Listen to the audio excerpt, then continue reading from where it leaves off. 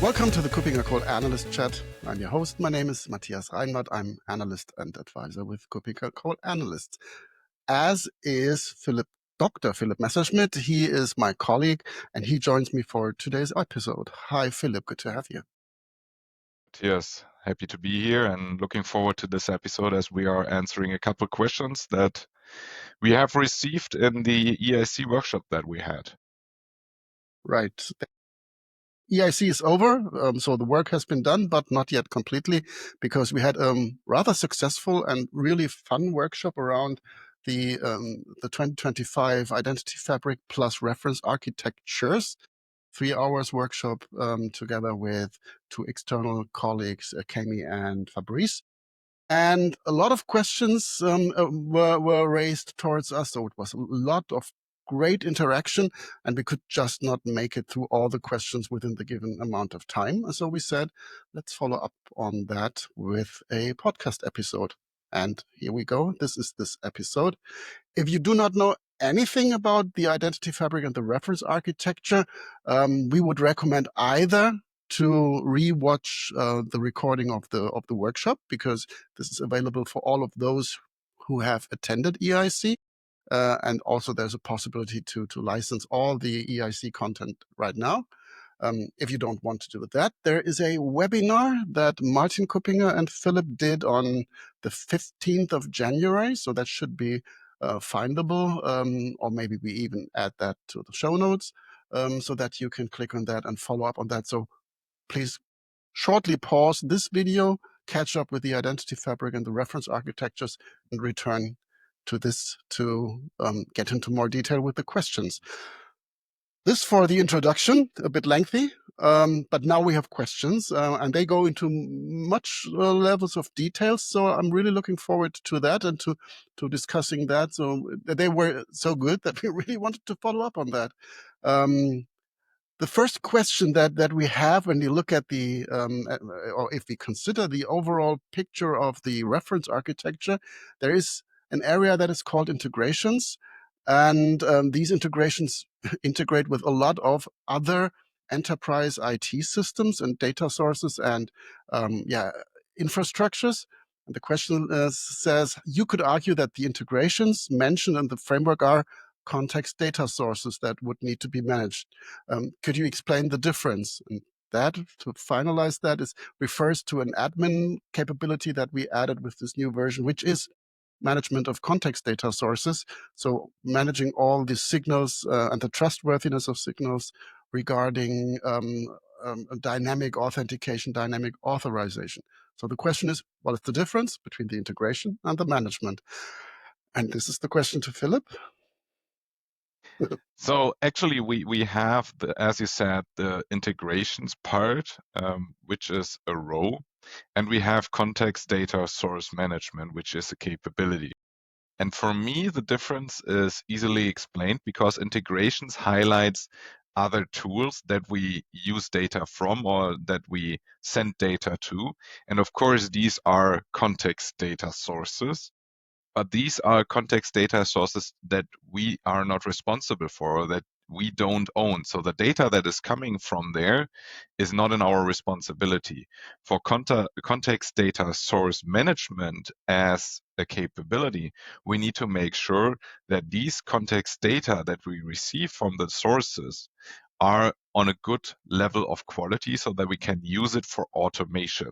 That is the idea. Sometimes it is even possible that we own the context data. So when we have an IGA system, when we have an IDP, we are also owning lots of IAM data that we can use for context data analysis, or that we can use to calculate dynamic authorization or authentication with these context data. But that doesn't mean that we own all the context data, and neither it means that we collect all the context data. We consume it maybe. And this is the difference. Integration means that there are other tools out there that deliver us context data, and context data source management makes sure that we handle them in the right way. Right. It's about assuring the trustworthiness of that data and how far we can trust it, as you said, for example, automation purposes. Is this data good enough to say we won't allow login from a specific data, a network segment or something like that? That would be something that we really need to assess, and that's part of the context data source management, while the data might come from your CIEM system. So that would be the SIEM system. Of course, the SIEM system or the SOAR, the XDR, which provides that data, but it's not ours, as Philip mentioned. I think that's quite a difference. There's of course an overlap. These capabilities have kind of a Venn diagram overlap, but the admin part is clearly context data source management, and the integration delivers the data. I hope that made it clear. The second question is very interesting, but I think it's also based, or the answer is based within our philosophy towards the overall reference architecture. You referenced the authentication context part to IGA tools. Why not to reference specific tools like conditional access, with conditional access being the access management part, authentication authorization, and authentication context part is IGA tools. Where do you see the difference, Philip? The first question, or the first half of the question, is interesting because I think we don't reference authentication to IGA. I think that's the first thing that I'm trying to handle here. The second is much easier to answer. So why not to reference specific tools like conditional access?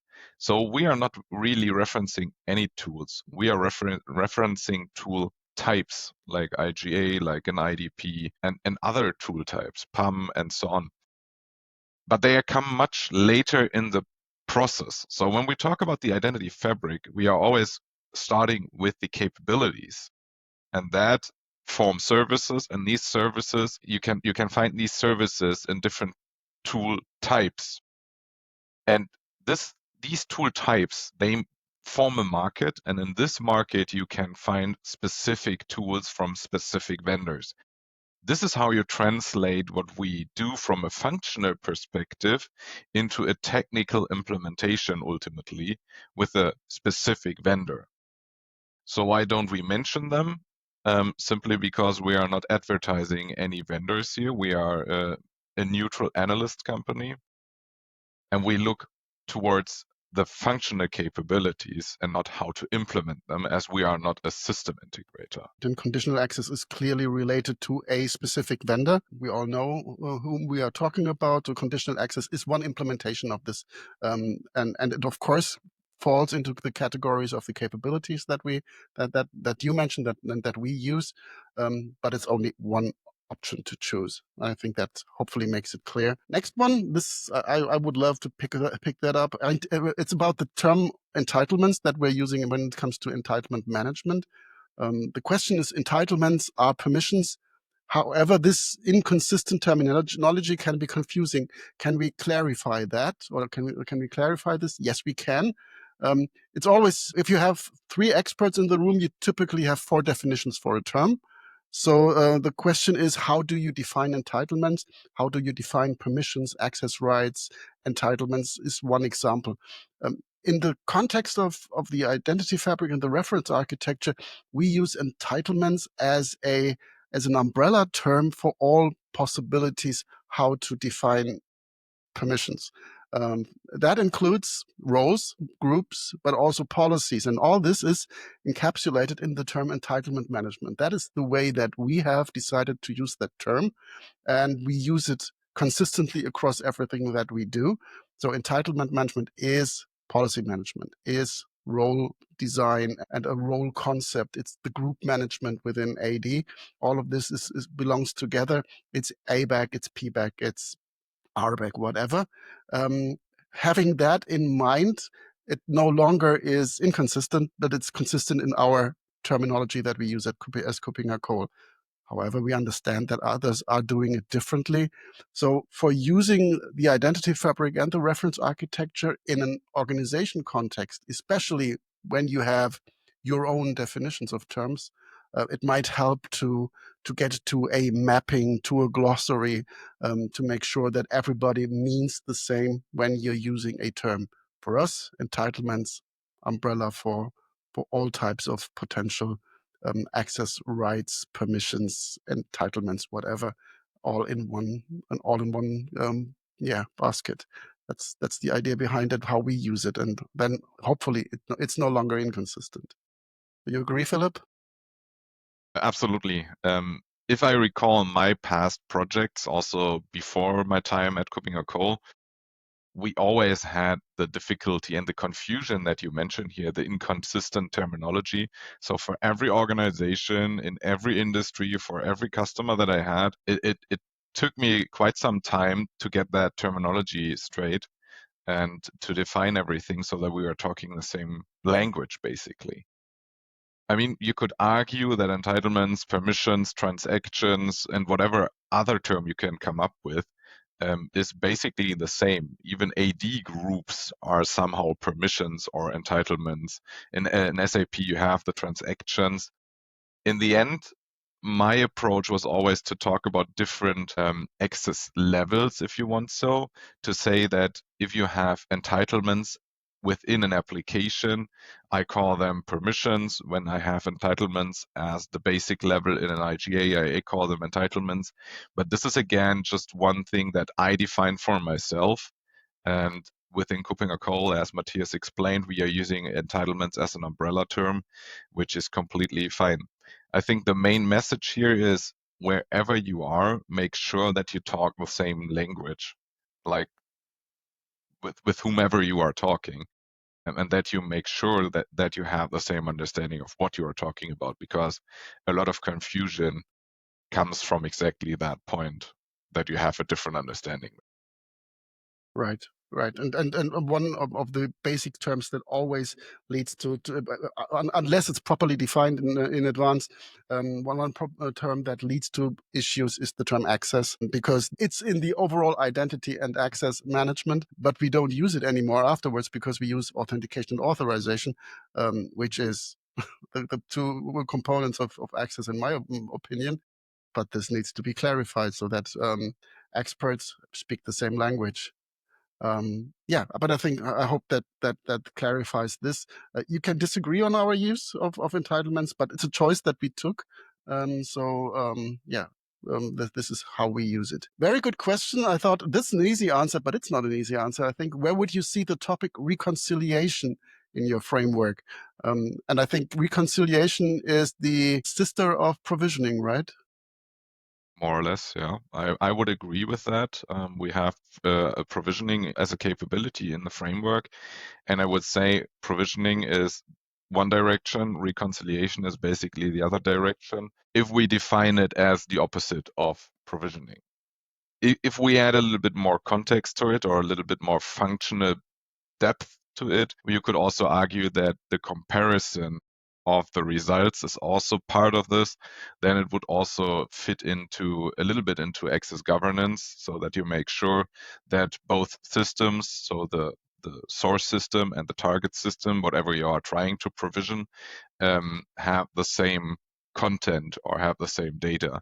So that would mean that you need to compare it and make sure that this control is positive in the end. So that would be access governance, probably. Right, exactly. So the question is also maybe a timing perspective. If a provisioning goes wrong immediately and you verify, has it taken place? No, because somebody pulled out a cable and it did not work. Then you would say, okay, I immediately do the reconciliation and then it's part of the provisioning. If I mainly do fire and forget provisioning and do the reconciliation once a week or so, which you shouldn't, then it's maybe closer to the access governance part and really controlling what you're doing there. So two possibilities, which is still totally fine. The question is, at which point in time are you doing that? So again, there's no black and white. There will always be overlaps, gray areas where you can say it could be here, as long as you specify the capability for yourself adequately. We had quite a number of questions in that workshop, but also before, around the abstraction level of what this reference architecture is about.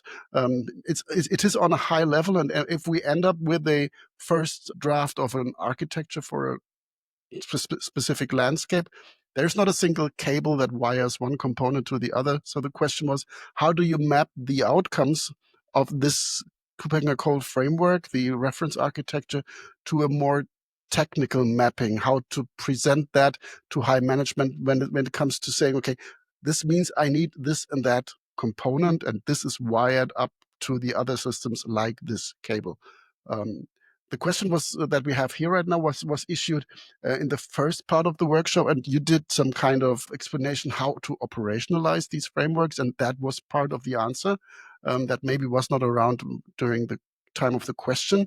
But maybe you want to also, or we want to explain a bit more. How do we use that afterwards, now that we know how the architecture at our level, building block capability level, looks like, how to map that to something that can be implemented, put on the timeline, underpinned with tools and technology?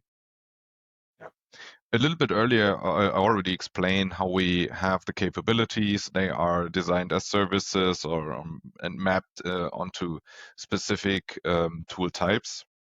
And when we get to the tool types, we get closer to the implementation, because within this market of tools, there is a vendor, and this vendor has a specific tool. When we implement that, we can deliver the capabilities.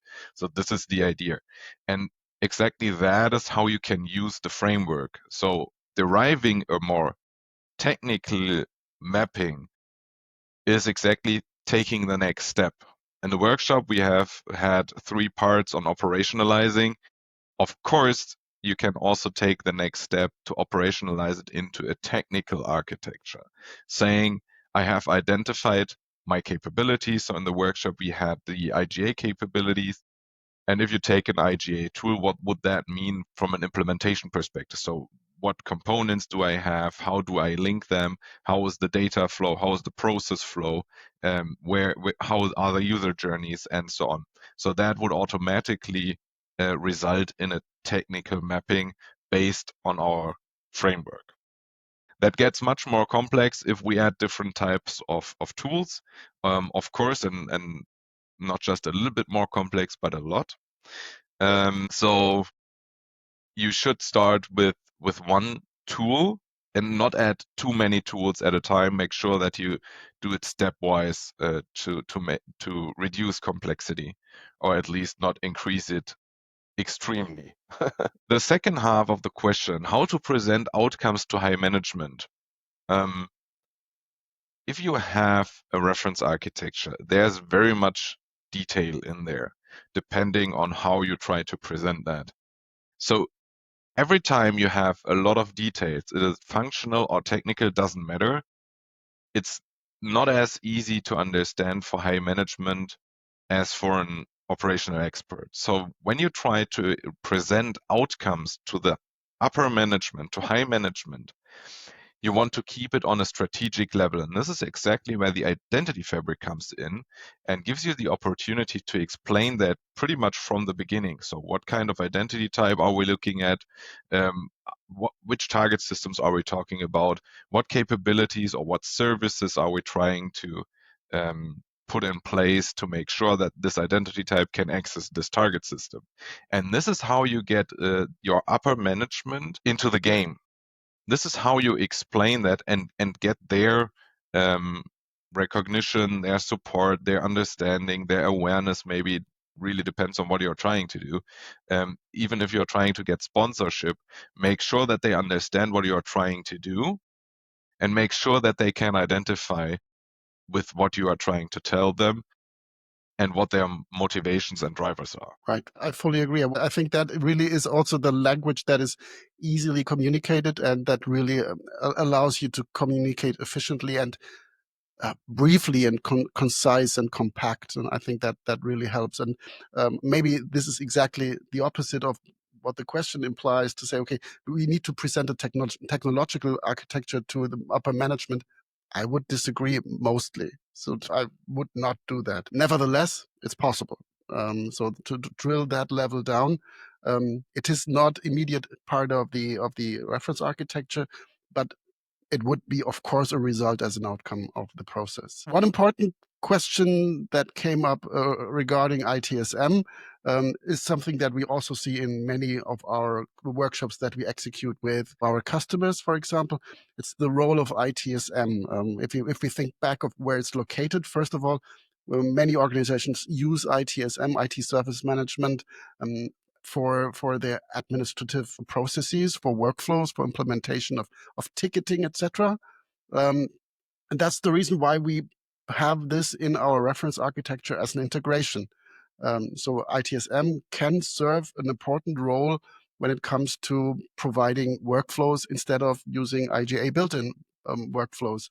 So now the question, do you see it as an interface to request access through an IGA API? So outside in from the ITSM into IGA, or as part of identity management where you do the IGA and authorization logic. So that's a bit the other way around. And that is a question that we see in many areas, depending on how mature and how complete the use of ITSM is. What is your position towards that? Is there a simple answer? Can we say this or that, or is the answer yes for both? We can say everything, but it is rather a philosophical, political question even. When we think about the interface, if we think ITSM as an interface to request access, that's a different thing as if we would design IAM capabilities into an ITSM. So what does that mean? When we have an ITSM integration that is just a plugin, an API for requesting access, that means that we have really just the user interface. And the whole IAM logic behind that is in the systems behind that, in the IAM system. So it stays there. When we add more of this IAM logic to the ITSM tool and make the ITSM part of our identity management, we transfer logic from the IAM into an ITSM. And usually that's not the task of an ITSM. So that means we are customizing ITSM in a way that it can do IGA or authorization logic. And that's usually a complex thing. What is the idea behind that? What is the motivation?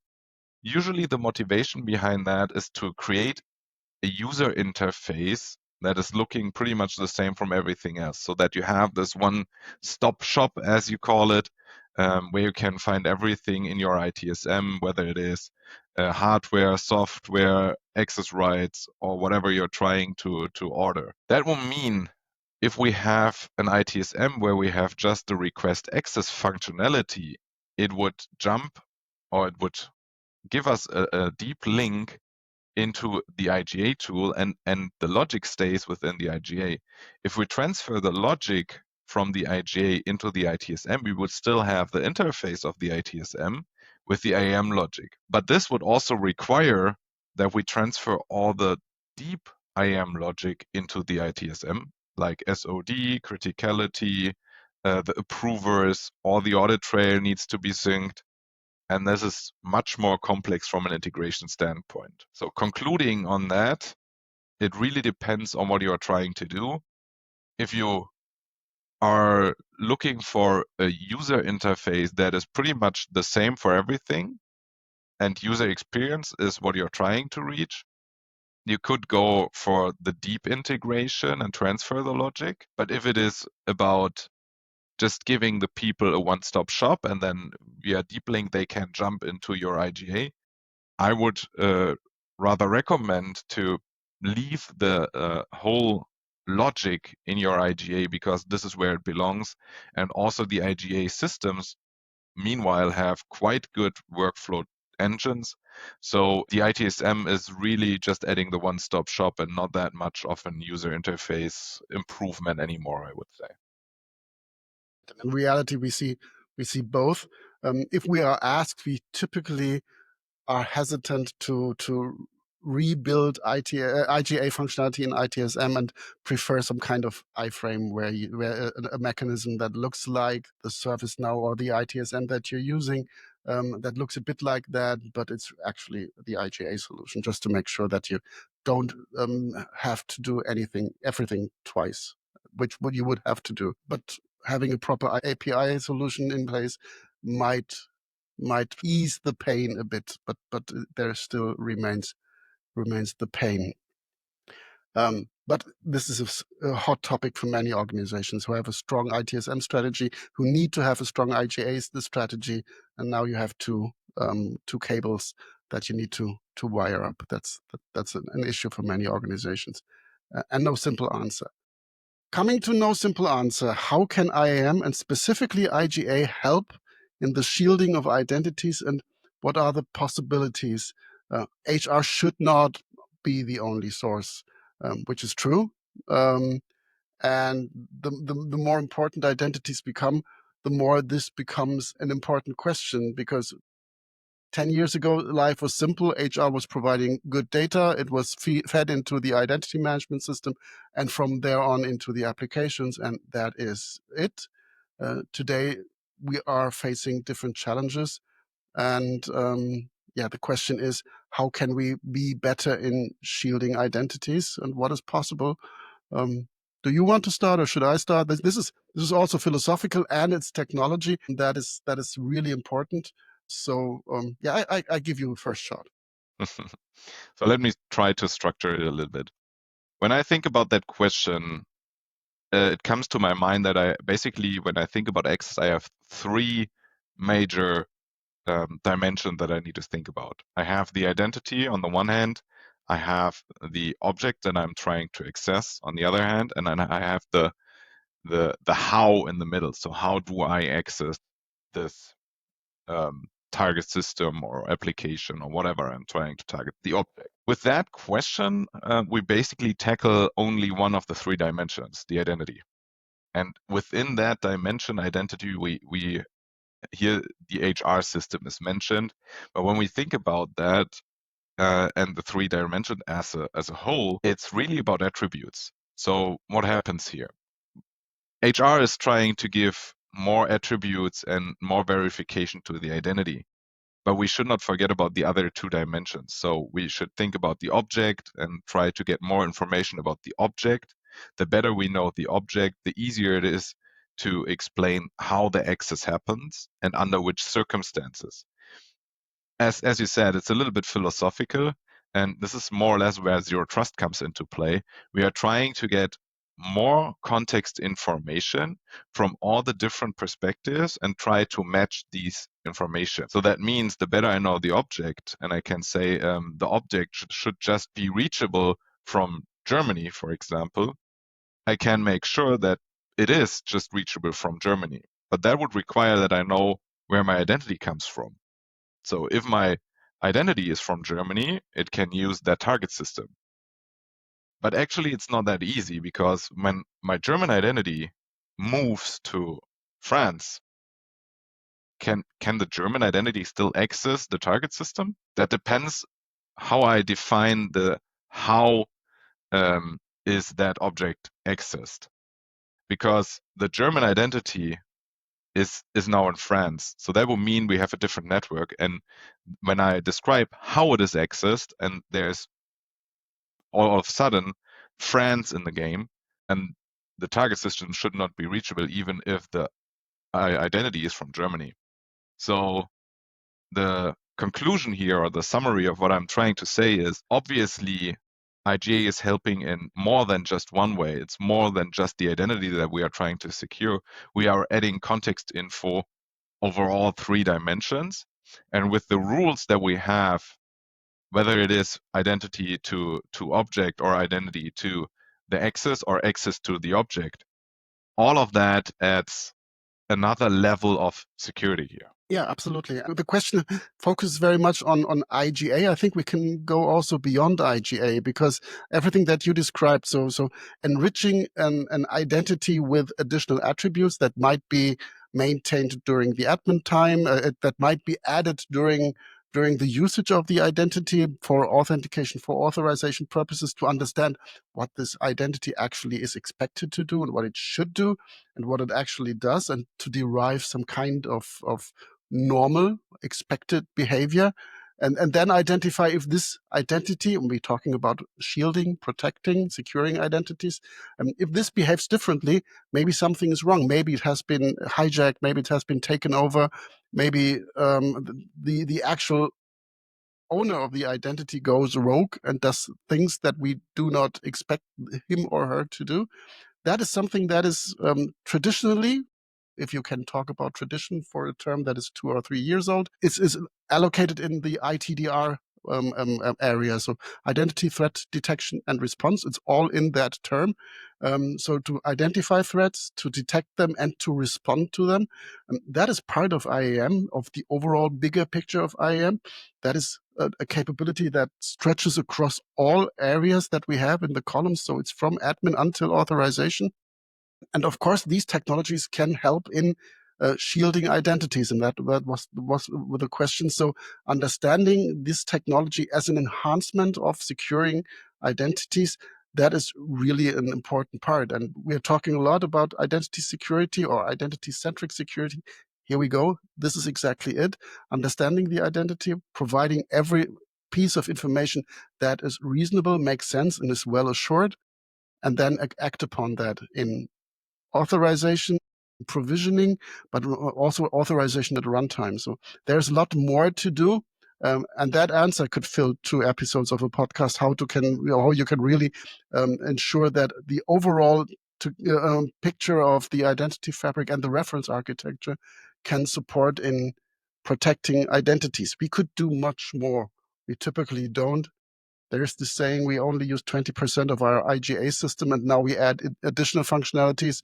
There's much more to do, and we should. And the reference architecture is one way to identify the next steps. As you can see, the questions are colorful, and they are looking at various really interesting aspects. The next one, I think this is a real Philip question. How do you deal with multi-role based employees? So one person having more than one job in the organization, maybe being an admin, being a regular employee, maybe having additional capabilities. And that means, how do you deal with that? The question here says, this means multi-registration in HR system. So identity information needs to be checked on multi-usage. Could be, but this is only one option, right? This is a rather complex question, to be honest. It is. So sometimes with some organizations, we are discussing that they don't even have identities yet. So they are doing everything on account basis. And when we earlier had the question about the terminology. Accounts are target system specific or application specific. And the umbrella term is usually that we have an identity.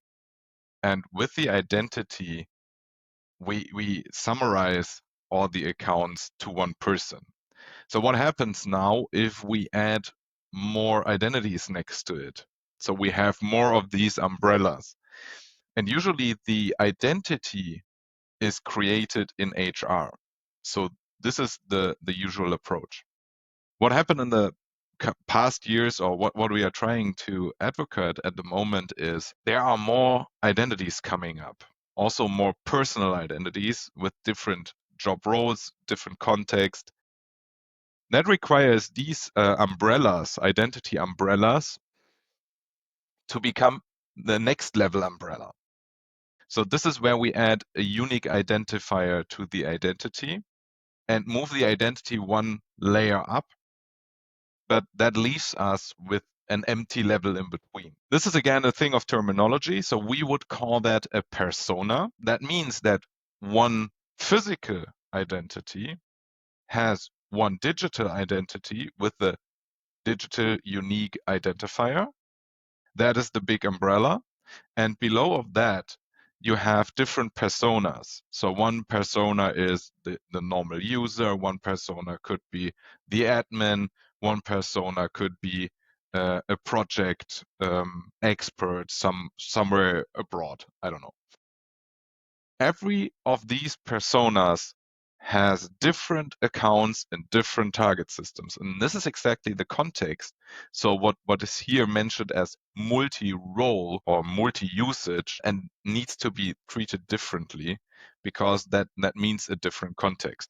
Problem with that is how you manage that effectively in your systems. And I think that is a question that I think goes beyond this podcast. But this is really a challenge. Let me summarize it like that. Right. That has deep impact also on your lifecycle management processes, how you really deal with that. Another example could be external workforce with a load of contracts that change over time, and maybe contracts existing at the same time in parallel, leading to different access rights. This is a situation that we often see, and that is nothing that can be solved on a I'm the bright analyst, I have the simple answer. There is no simple answer. That needs to be modeled according to your lifecycle processes in the source systems and how they need to be reflected in target systems. That is applications, that is the auditing, that is the contract management. In the end, it is A, doable, it's B, something that needs to be well defined. So a good process workshop or two might help, and how to reflect that then in the overall IGA system. Sometimes the only answer is there is no simple answer. And I have mentioned that before, colorful questions, a completely different angle, actually not really related to the reference architecture, but nevertheless an important question. Which business role, which driver would typically lead a company in its IAM journey? Who's the person to do that? So we take one step back. Who would be the person that we talk to when executing the workshop to define this IAM strategy? We've seen many possibilities, right? Absolutely. That highly depends on how IAM is positioned within organizations. So sometimes we see IAM teams sitting in the infrastructure. Sometimes they are part of the security organization. And we have lots of other places where IAM teams sit.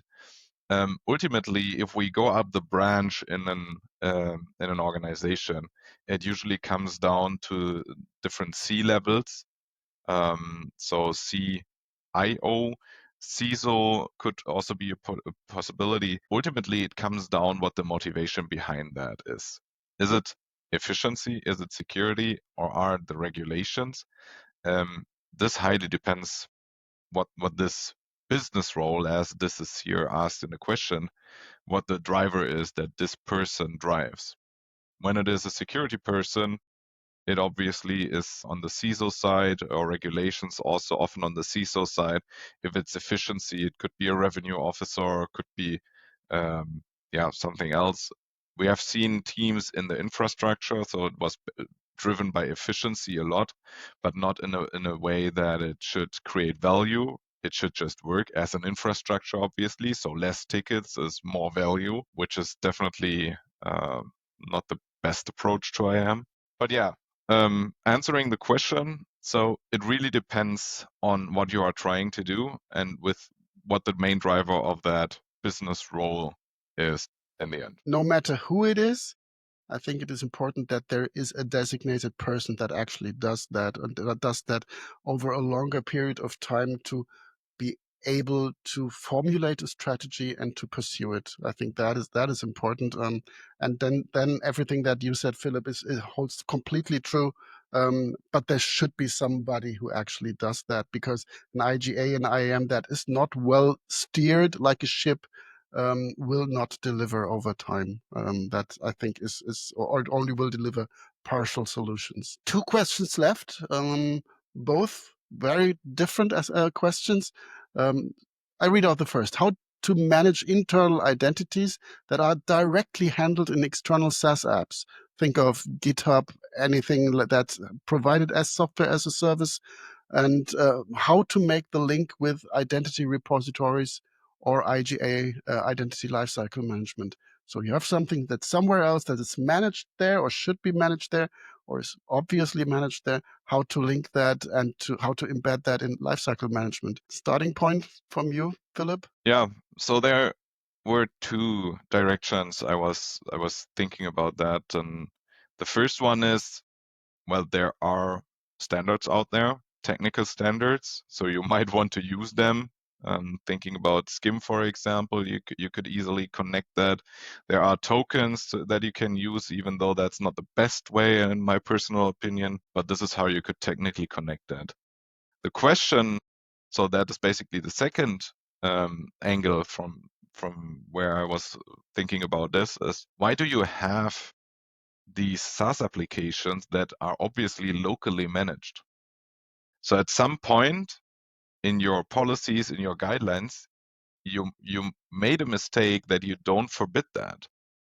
IAM should be part of every application onboarding. Every new application should face the requirements also of IAM, and your requirements for a new application should be that it can connect to your IGA and make sure that the lifecycle is managed centrally, or that this application meets the minimum requirements that you have from an IAM perspective. So make sure that not everyone is buying SaaS applications with their own credit card and are using stuff from the internet. That is not just an issue from an IAM perspective, but a real security threat to your organization. This in the end, it's kind of shadow IT. It's a bad word, but it needs to be mentioned here. And there are technologies around that really prevent that. And embedding that into the process framework, what you've mentioned in the lifecycle management, making it requestable, even if it's then manually provisioned. Don't tell anybody that I said that, but it's integrated in the process. So there's a provisioning. You understand the actual status of that account. And it will be subject also to mover processes, so that you disable or at least pause that account when somebody is on a sabbatical for 6 months, or I don't know, that you don't have to pay it anymore and that it's not active anymore. This is something that is part of lifecycle management provisioning, the usual IGA game. One thought that we could add here as well is something that still requires good processes, but might help technologically.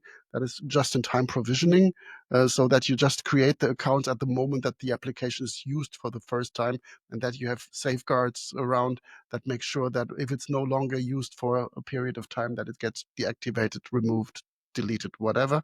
But this is just a technical solution that might help in not doing the provisioning the hard way via SCIM or any kind of adapter, but the account is just created on the fly when you need it, which requires some additional thoughts, but it's possible and doable. I think that's an additional thought so that you can do that. Everything else, if you think using a popular SaaS platform, integrated into your processes. And I'm also talking about Salesforce, Teams, whatever. Make sure that these are well governed and integrated into your lifecycle management processes. And if you invite externals, take care of the externals. There's a complete different game. It's B2B, B2C that you need to manage as well. And proper lifecycle processes, different identities. Anything to add to that? Or we move to the last question. That is a very short one with a very long answer. We mentioned CTNA as an integration service. And that is, I think, completely right. The question is, why not CTAA? So first, explaining the acronyms. CTNA is Zero Trust Network Access.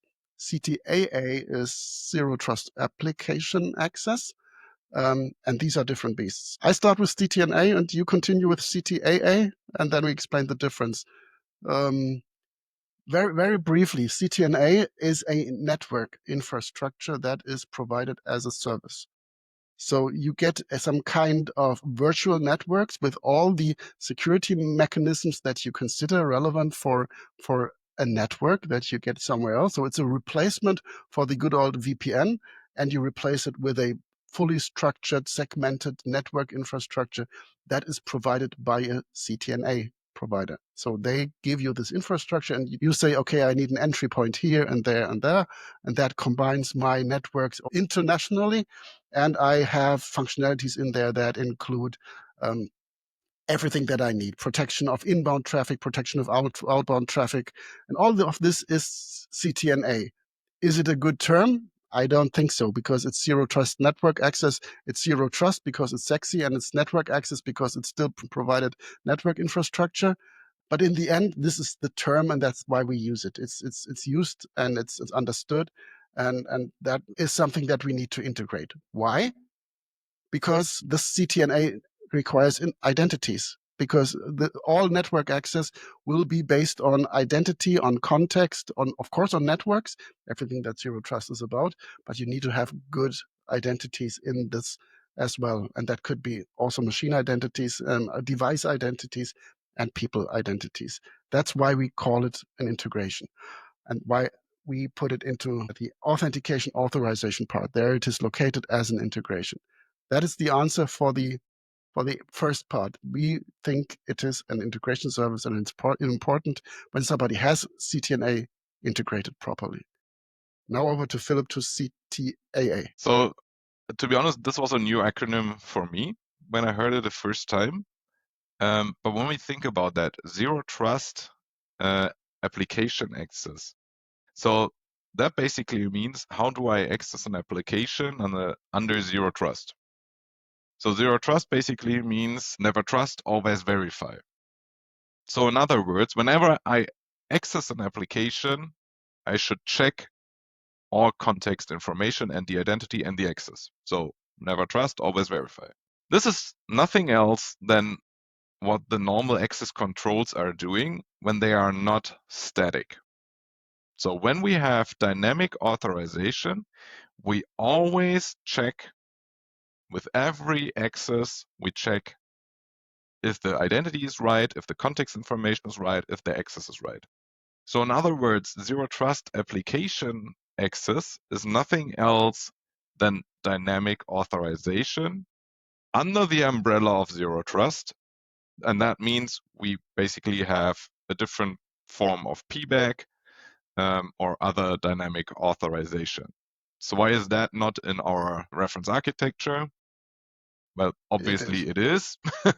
So this is why we have not Zero Trust application access control, or whatever we want to like to call it.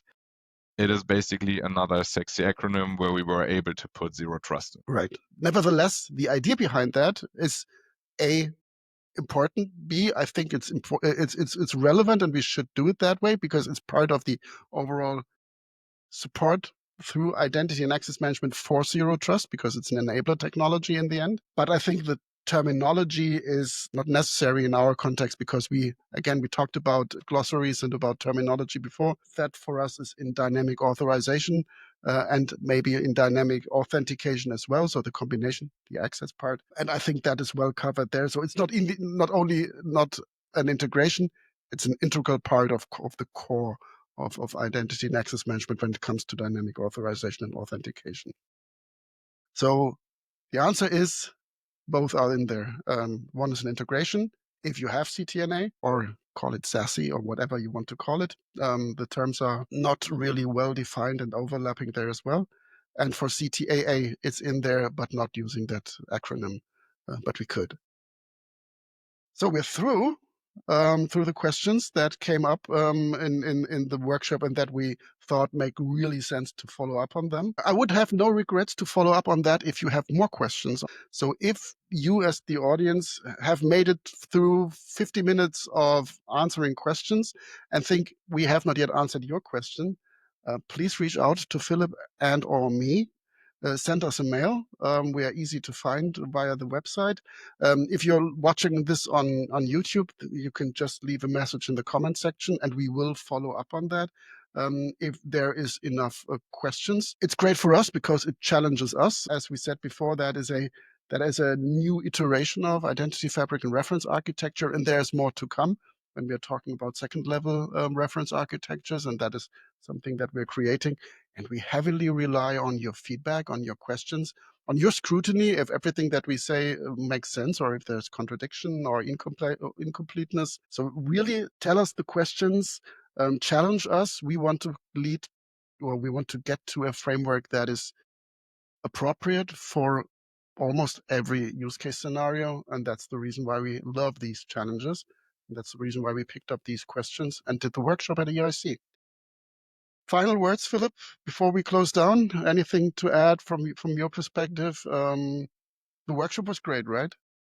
Right. And I think this podcast episode is one of the most diverse, at least from a content perspective, That's true. that we had so far.